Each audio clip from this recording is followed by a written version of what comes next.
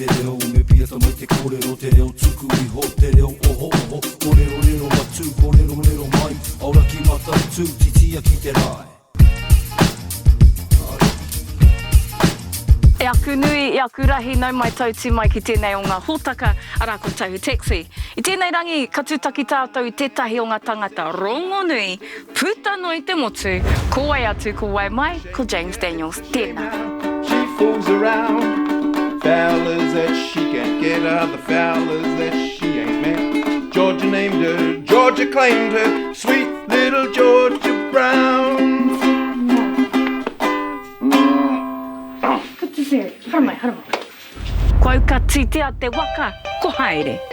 Tēnā koe James, nā me whakawātia ki te haramai ki a Tahu Taxi. Thank you for taking time out of your busy schedule. But I wanted today for us to go away and have some fun. Well, I'm always up for that. And I grew up with your voice. And just to be able to just talk to you and like I've always had you from the morning I'd wake up going to school and things like that to now being able to interact with you. It's fun, it's exciting. But why did you even get into broadcasting? I didn't have a job. No, I didn't. Wow. Well, I was actually, my job was, I was a full-time musician, singing and playing guitar in bands around Christchurch. But it wasn't a great living I was making. You know, we were surviving, and that's about it. And then I heard an ad on the radio about, would you like to become a radio announcer? That's what they did back in 1977. And I applied and couldn't believe it. I got in. Wow, how old were you? 22. Wow. Yeah, and then I ended up doing it for 40 years. That's amazing. Yeah. 40 years. And I believe we were talking earlier about, you know, James and Ken, but the bar, that we're talking about, the karaoke bar. Yeah. You know, just many things have happened in that 40-year period of broadcasting. Do you have any favourite highlights? Or? Well, you say James and Ken is Ken Ellis, of course. And he was like a rock star, and I idolised him. He had this gorgeous, rich voice. And I remember the day I got the heads up that I'd been accepted to go to the training school, he was on the radio that day. And I had a funny little cassette recorder, and recorded his voice. And then I practiced what he said. And he said, Super 3ZB, it's 9:10. And I'm going, Super 3ZB, it's 9:10. I copied everything he said, and then 6 or so years later, I ended up working with him, which was unbelievable. Wow. And so he and I started working together in 1984, and we didn't actually know what the hell we were doing, but we were just two guys who were talking to each other. He and I ended up having this relationship on air where we accentuated the differences between the two of us. Like, he was 10 years older than me. He was bookish. I was sporting. He wasn't. He was not brown. and I was quite, I guess, in lots of ways immature. Some would say fun-seeking. But he was quite conservative on the surface. That was the beauty of it. And that was the enjoyment, was that we didn't have a script. But he would know how I would react. And vice versa. Mm-hmm. Although I winged it a lot more than he did, he was very, very clever. Gosh, he's clever. He understood the structure, and he created that framework for me to perform in. And so a good example was, and this happened out of the blue. One day, Ken used to have hair over his ears. One day he came into work and it was all cut away from his ears. And I didn't say a word to him about it until about 7:45, which was prime time, you know, most people listening. Right. And he said to me, by the way, you haven't mentioned my cool haircut. That's what he said. And I looked at him and go, And he goes, what do you think about it? It's really cool, eh? That's what he said. And I go, oh, yeah, it's okay. Except that makes your ears stick out.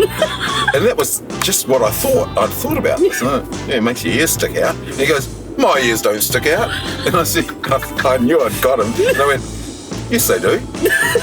Wingnut. And he said, don't you call me Wingnut. And I said, Wingnut. And he became known as Wingnut. Oh, no. And he's got this beautiful house in the heart of Fendleton in Christchurch. And he said, oh, God, people drive past on a Saturday when I'm cleaning my car out on the street. And they call it, g'day, Wingnut. And he goes, it's lowering the property values, he said. Did you ever have moments where you went on point? So, you'd have your bad days? Do you mean hungover? Once. Oh. I was hungover once, and suddenly I'm James the hungover guy all the time. So the 80s, the 90s, Māori broadcasting started to happen. What are your thoughts on Māori broadcasting now, where it's come? Well, look, I was mainstream all the way through. Māori broadcasting, it's fantastic, it's important, it is in the fabric of this society, but a lot of people don't want to wear it. And with that constant noise, I'll use the word noise, of Māori, of te reo, it's great, and it's changing through the generations, I mean, I had a really interesting moment on air one day when the producer said to Ken and I, oh, Sue's on line 1. And so we go live to air with her and go, g'day, Sue. And then next thing you hear this, son. Mum? He goes, yes. And I said, Mum, what did you ring me at work for? God, are you embarrassing? And she said, no, son, you keep saying rangiora. You know it's not rangiora, it's rangiora. I go, Mum! Now, I would never say rangiora. I would never say Waimakariri. But a lot of people in Christchurch do, of my generation, But the generations after me, they're becoming more and more comfortable with saying rangiora and Waimakariri. Because of their environment. Yeah, and that we're growing up as a country. Yeah. So, what was your question? See, I love this. He's riffing. So it was all about the broadcasting, Māori broadcasting, where it's going to. The other kaupapa, if we can jump on that, is tō reo Māori, your reo journey that you're going through at the moment. And, coming off from Mum is online telling you it's not rangiora, to now you saying rangiora. What changed? I grew up. I took time out in 1996, at the end of 96, and went full-time to university and did a commerce degree majoring in property studies. And at that time, I had time, really. I had time to consider other aspects of my life. And then the reo was part of that. As I said, I was mainstream, so I was just doing what everyone else was doing, which I'm a wee bit embarrassed about, but that's what happened. Then around about that time, late 90s, I started to become more open and involved with the reo journey, and I've done a number of courses. I'm much, much better.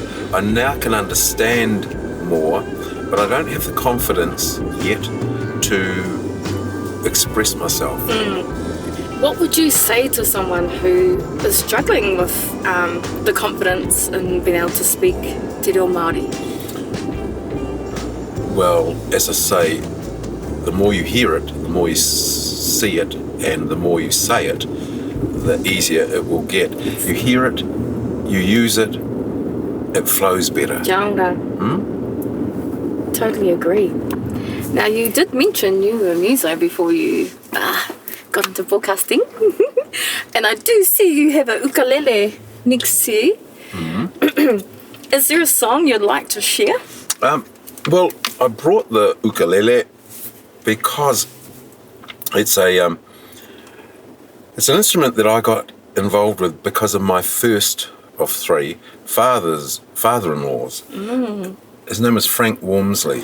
Frank used to play the banjo uke, right?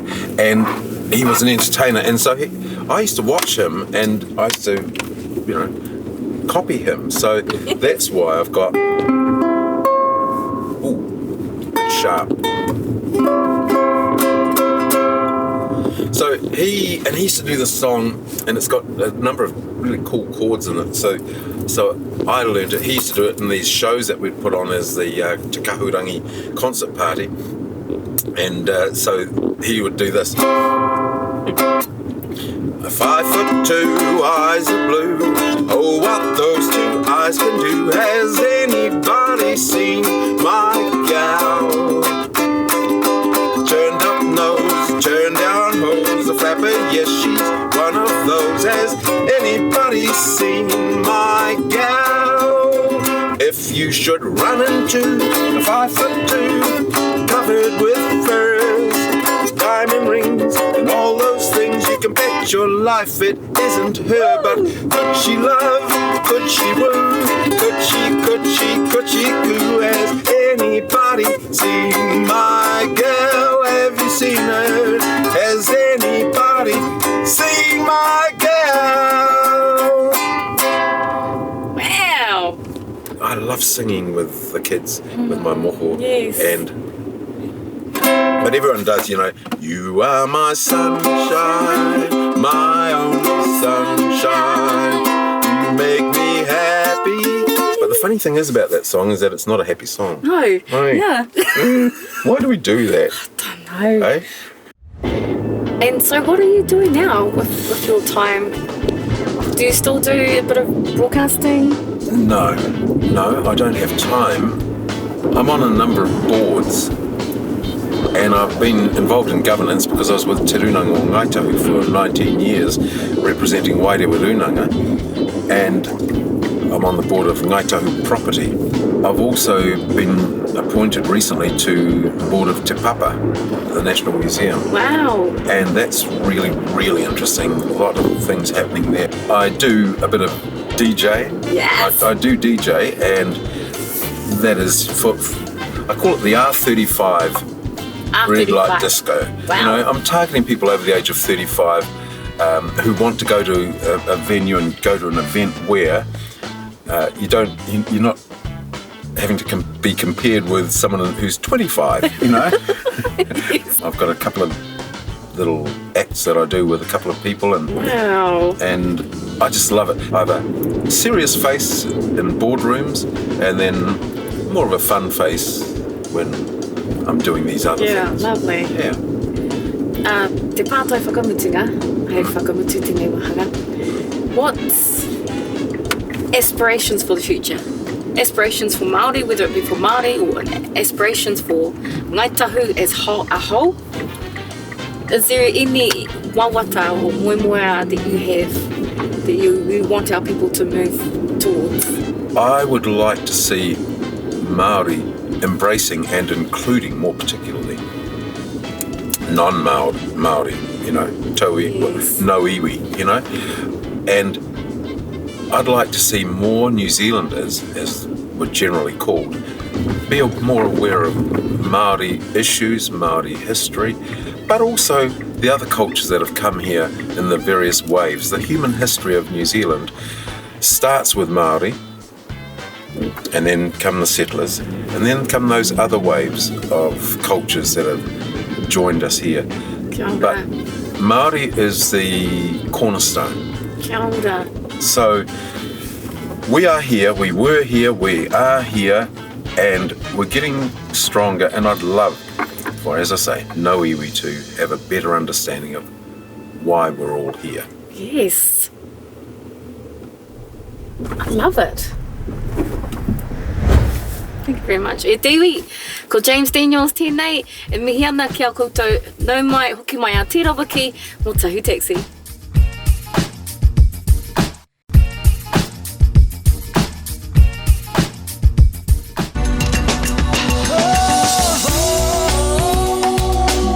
He mea tautoko na te manga. Ai pāho.